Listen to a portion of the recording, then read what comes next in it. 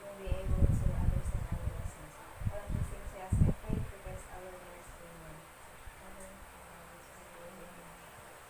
So, before, please remain standing so that we will be having our energizer. Sit down. Please pick pieces of papers under your chair. Okay, so, good morning, class. Good morning, Is there anyone who is absent today? None, ma'am. Very good. So, before going further with our discussion, I want you to write first a 5 sentences using a prepositions. I will give you 5 minutes there, and afterwards, you will keep your paper because I will put that one after our discussion. Yes, ma'am. Are you done? Yes, ma'am. Okay, so now let's proceed to our topic. Our topic for today is all about the prepositions of time usage. So here is our objectives.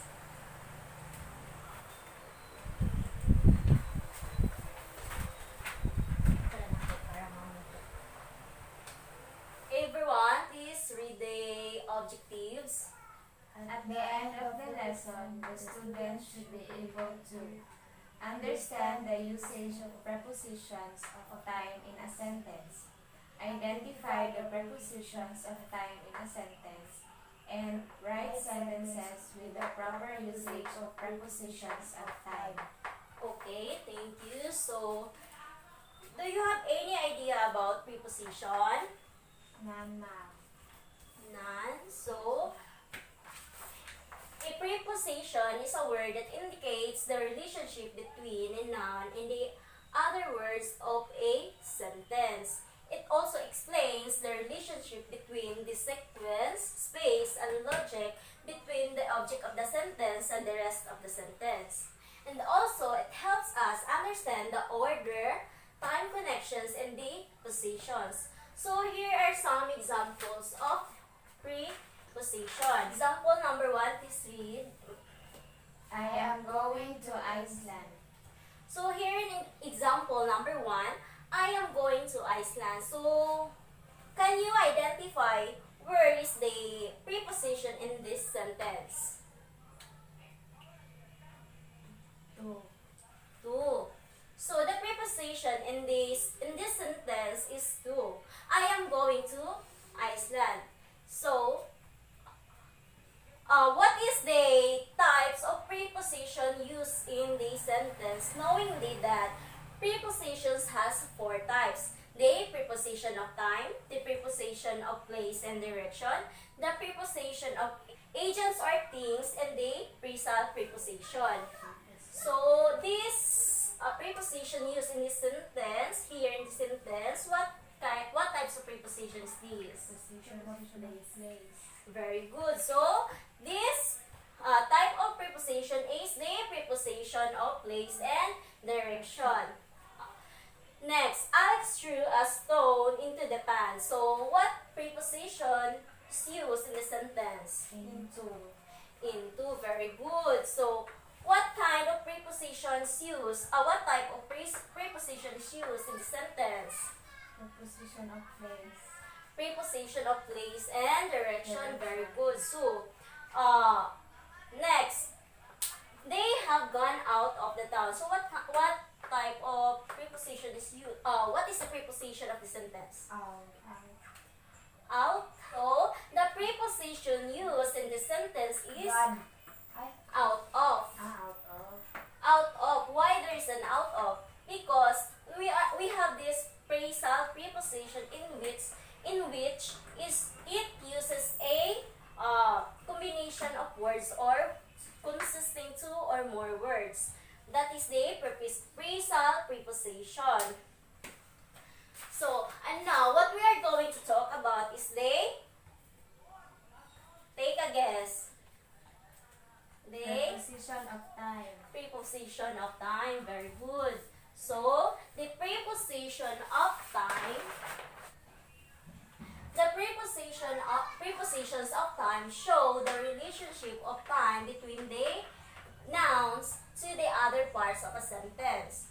And the common preposition of time are on, at, in, from, to, for, since, ago, before, till or until, by, and etc.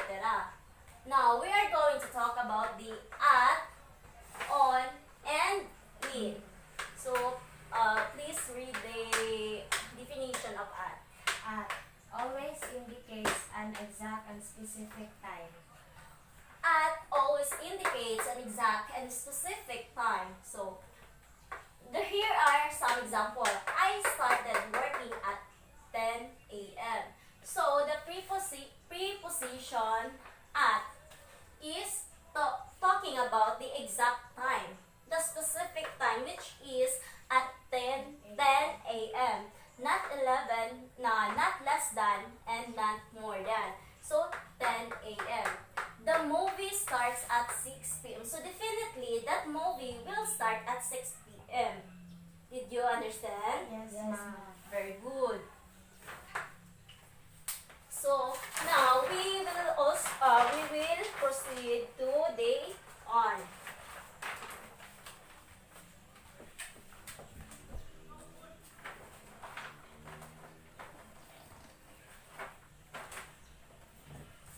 Please read. On generally indicates a fixed date or a day. So, on, it generally indicates a fixed date or a day. So, when we use on, it indicates a Fixed date. fixed date. Example, I see her on Friday. So, on Friday is a fixed day. He broke a record on Monday morning. So, The Monday morning. a fixed day also. I have a meeting on October 25. So, a fixed day. So, on will be used in a fixed day. When we are writing a sentence using on, we will be going to specify a fixed date. For example, when we are having a work, so I will go to my work on Monday morning. In, please read. In generally indicates an indefinite and unspecific time of months, seasons, years, centuries, etc. So, generally indicates an indefinite and unspecific time of months, seasons, or years or centuries. I love playing cricket in summer. So, it doesn't specify any date, any years, or what centuries do he love playing cricket. Next, Murphy was born in 2001. So, it indicates a year, but it doesn't indicate what month. So, it unspecified the exact date. Understand? Yes, ma'am. So, we go on to the from, to, until, since, and for. Now, the from and to. It indicates a fixed time span with the beginning and the end. So, what does it mean? It means, for example, in this sentence, I work there from 2010 to 2017.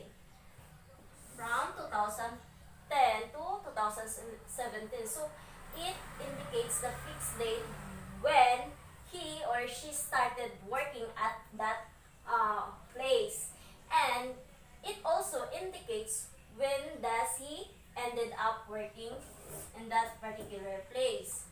Or, I usually work from Saturday to Thursday. So, for example, in the day of work, in working days, so he specified that he works on Saturday to Thursday. So, fix yung time. Next, please read the until and till. Till indicates a specific or unspecific time or event up to a point.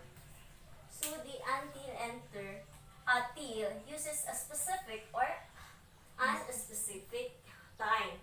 So, either specific yung time, it could, we can use this on a sentence have a specific time or not. So, for example, they will not return until Friday. So, it specify or not a day. Specify. It is specified. So, we can, it's correct. Another example is, wait for me until I return. So, until I return. So, it doesn't specify a time, date, or what month. So, until can be used in a specific time or specific. Next, since. History. Indicates a time span beginning in a time in the past and still continuing in the present or now. So, since indicates a time span beginning in a time in the past and still continuing in the present or now. So, example, Alex has been in a village since Sunday. So, it specifies where when does, for example, in the sentence, it specifies when does Alex started to stay in the village. And until now, he was there. Next, he has been suffering from fever since Friday. So, also specify when does it start. When does he start suffering a fever? Yes, ma'am. Understand? Yes, ma'am. Next, for. For indicates a period of time in the past, present, or future. So, for example, he stayed there for 4 days. I will be staying there for 5 months. So, a day 4, we can use this in the sentence whether it's a past or a present or future. Next. Before, after, and during, by. This read. Indicates a prior event or period of time from a point. Before indicates a prior event or period of time from a point. For example, Ruben was very nervous before the interview. So, it talks about what Ruben feel before that interview happens. Yes, ma'am. And I want to leave before lunch. So, he wants to leave a happenings or period of time happening prior to that event. Understand? Yes, ma'am. Also, we can use before in the first sentence, in the first part of the sentence, we're in before going, in this example, before going, close all the window. So, before going, close all the window. Before, it talks also about the prior. Before, halimbawa, bago ka alis, isara mo muna yung mga window. Next, after. It indicates a following event or period of time from a point. After is the very opposite of the before. Example, Ruben felt confident after the interview. So going back to the example in before, if here,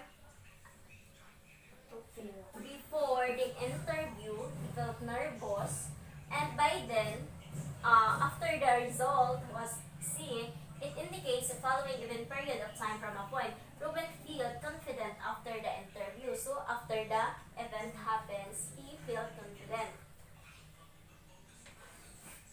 Next, I want to leave after lunch. So, if here in before the prior in the event, here after the event happens.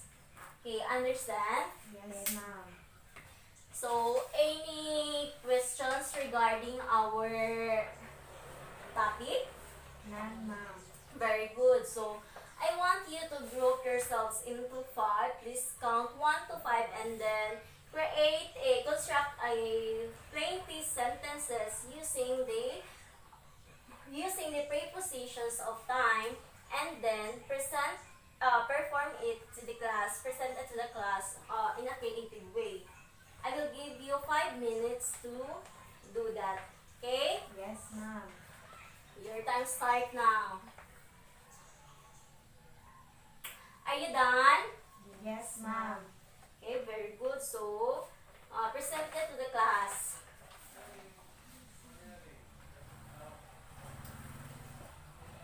Well, amazing. So, now let's proceed to the evaluation. Please prepare 1/4 sheet of paper for our evaluation.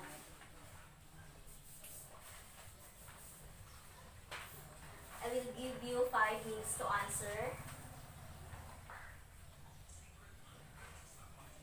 Are you done? Yes, ma'am.